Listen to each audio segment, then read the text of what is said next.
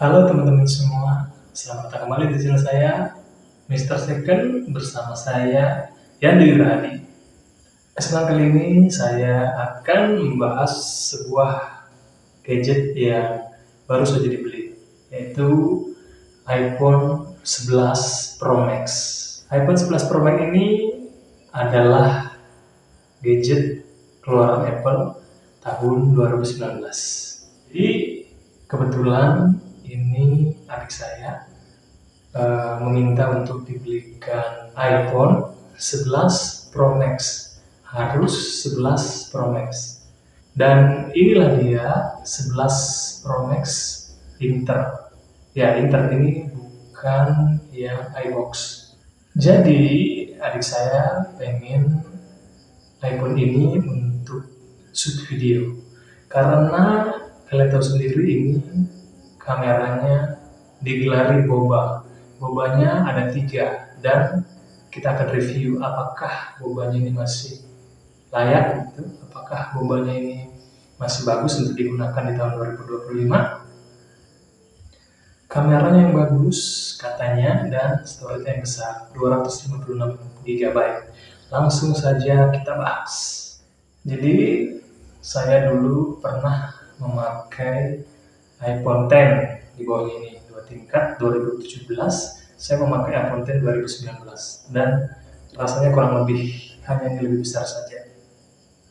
Saya kemarin muter-muter Kota Samarinda seharian untuk mencari gadget ini. Kebetulan ini yang 256 jadi agak langka gitu ya. Kalau yang nampak cukup banyak, apalagi iPhone 11 yang reguler cukup banyak, tapi yang 11 Pro Max yang 256 GB itu cukup langka dan saya beruntung memiliki salah satunya. Tadi saya sudah bahas di depan bahwa ini adalah versi Inter, ya. Versi Inter apa nggak takut keblokir gitu ya. Bahkan sudah banyak korban-korban HP iPhone X Inter yang terblokir, tapi kenapa kok malah membeli iPhone yang X Inter? Selain harganya lebih murah, kebetulan adik saya bekerja di luar, jadi ya mungkin hanya perlu wifi-nya aja. Yang Inter itu lebih murah daripada yang iBox. Terus kata sellernya juga ini harusnya sudah dipakai 2 tahun dan aman-aman aja. Ya semoga whitelist lainnya tidak terblokir gitu ya. Biasanya kalau memang dia terblokir nanti setelah 3 bulan akan hilang sinyalnya. Tapi ini sudah dicoba dengan operator dan lancar. Semuanya bisa 4G dengan baik. Oh ya, ini masih 4G ya, belum 5G. Dan pas juga seller yang jual memberikan tanggung jawab apabila dalam 3 bulan ininya terblokir. Mudah-mudahan tidak ya, termasuk sellernya baik juga ya. Selanjutnya untuk harganya, ini saya dapat di harga 6,4 juta. Kalau yang iBox yang 64 GB itu sekitar 7.500.000, saya sudah tanya di counter yang resmi. Ini yang Inter 6.400.000. Apakah menurut kalian murah? Kalau saya bandingkan dengan Redmi Note 13 Pro Plus, ini tidak ada ya Redmi-nya, tapi dari harga Redmi itu lebih murah. Terus jika dibandingkan dengan Xiaomi 13T, kebetulan juga Xiaomi-nya tidak ada, jadi itu juga lebih murah. Dan karena adanya unit yang saya gunakan untuk merekam ini, yaitu Redmi 12, saya akan membandingkan dengan Redmi 12, terutama tentang kameranya. Apakah bisa lebih bagus dari Redmi 12 yang keluaran tahun 2023? Karena ini bergelar Pro Max dan kapasitasnya 256 GB, jadi itu termasuk mahal kalau menurut saya. Jika saya pribadi membeli iPhone misalnya, tapi entah kenapa saya tidak tertarik untuk membeli iPhone dalam beberapa tahun terakhir. Setelah iPhone X 2019 tadi, saya biasanya pakai Samsung dan sekarang sudah pakai Xiaomi. Jika saya harus membeli iPhone, mungkin saya akan beli iPhone 12 reguler atau iPhone 11 reguler. Kalau iPhone 11 kayaknya sudah terlalu jadul menurut saya. Kalau saya pribadi akan membeli iPhone 12 reguler yang kurang lebih harganya sama dengan ini, yang tentunya lebih baru juga. Intinya, jika dibandingkan dengan Android, HP ini termasuk sangat mahal, apalagi itu harga secondnya. Tapi jika dibandingkan dengan iPhone yang lain, ini worth it. Rencananya iPhone ini akan digunakan untuk membuat video, a day in my life, kata adik saya. Jadi memerlukan kamera yang keren dan juga storage yang cukup besar. Nah, ini dia pengetesan iPhone 11 Pro Max dan juga Redmi 12. Kalian bisa membandingkan yang mana yang lebih bagus atau yang mana yang kameranya lebih baik. Ciao. Ini jika dibandingkan dengan Redmi 12, agak susah pegangnya. Dibandingkan dengan Redmi 12, apakah hasilnya bagus? Saya getarkan, guys. Ya, apakah hasilnya bagus? Suaranya Redmi 12. Jadi saya bandingkan dengan Redmi 12 keluaran tahun 2023 kalau nggak salah. Redmi 12 keluaran tahun 2023, Redmi 12 dengan iPhone 11 Pro Max.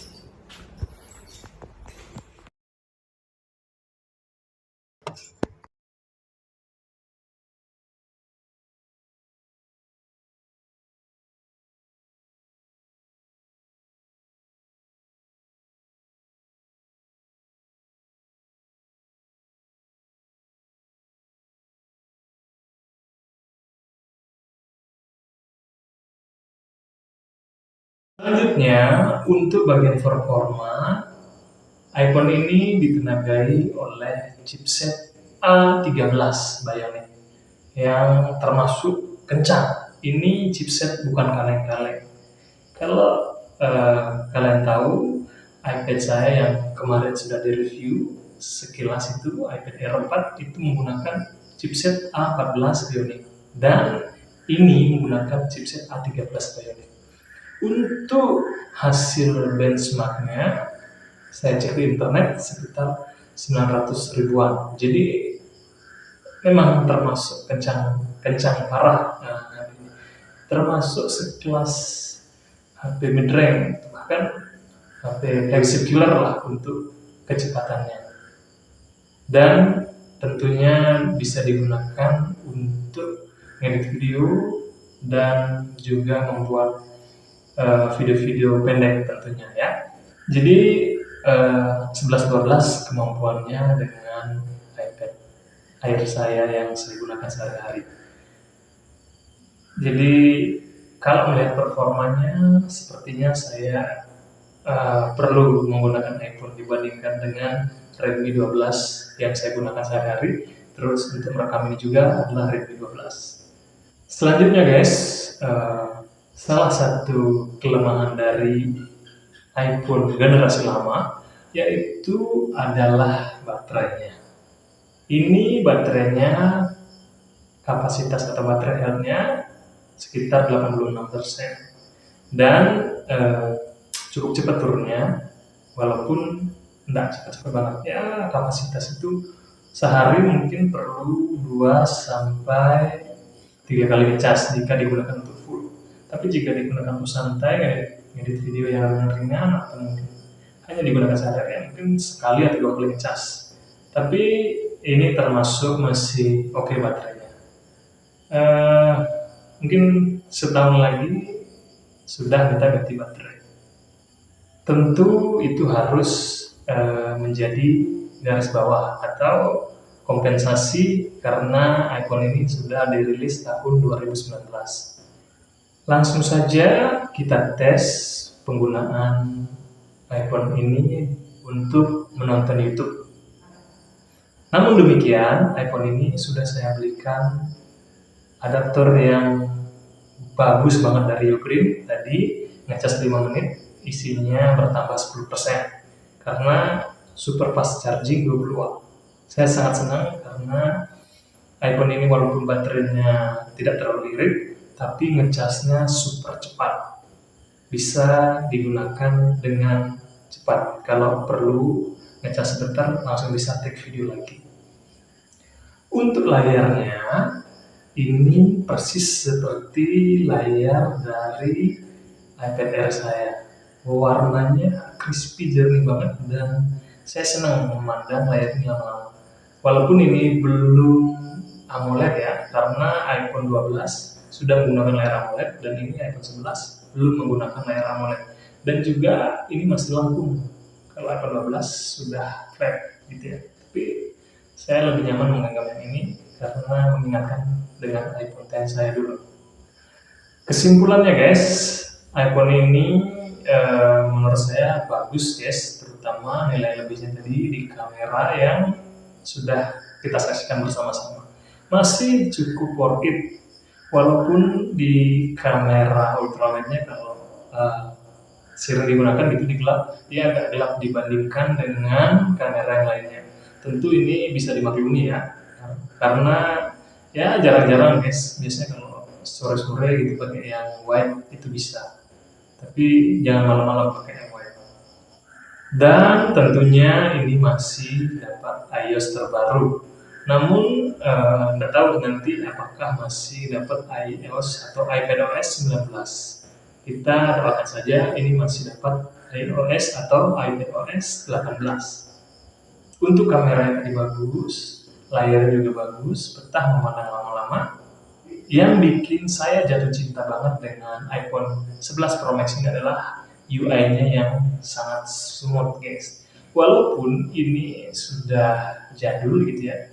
Kalau saya dulu pakai iPhone 4, nyoba iPhone 5, itu iOS-nya tuh kayak sendet-sendet gitu guys, agak lama. Tapi dengan ini walaupun iOS 18 masih sangat lembut, masih sangat smooth. Saya senang banget iOS-nya di sini.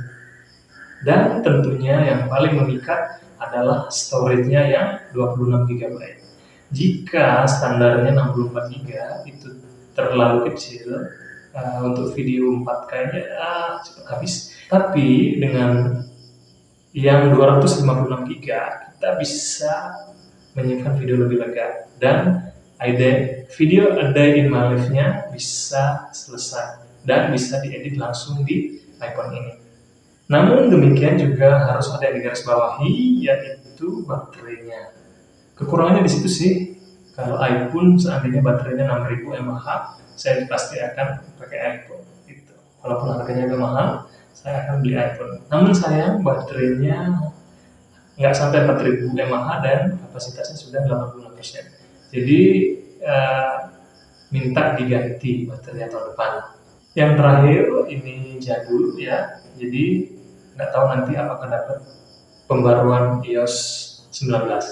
Info tambahan untuk ganti baterai kurang lebih 800.000 yang bagus, dan kalau saya worth it ganti baterai segitu, mendapatkan baterai yang lebih besar dan lebih awet. Baik, demikian rekan-rekan semua, teman-teman semua, kalian sudah menyaksikan video ini. Semoga bermanfaat. Apakah setelah menonton video ini kalian jadi tercerahkan? Jangan lupa subscribe. Itu kalau saya ada dana lebih dengan ganti baterai ini, mungkin saya suatu saat kedepannya akan mempertimbangkan untuk membeli iPhone. Karena ini saya menggunakan iPad untuk strip ini, dengan ditambah dengan iPhone tadi sudah saya nyoba, itu produktivitasnya akan sangat bertambah guys, daripada saya menggunakan Redmi ini yang bisa, tapi untuk edit video cukup patah-patah guys. Dan ini hasil kameranya dari Redmi 12 juga. Oke, terima kasih sudah menonton, sampai ketemu di video selanjutnya, bye bye.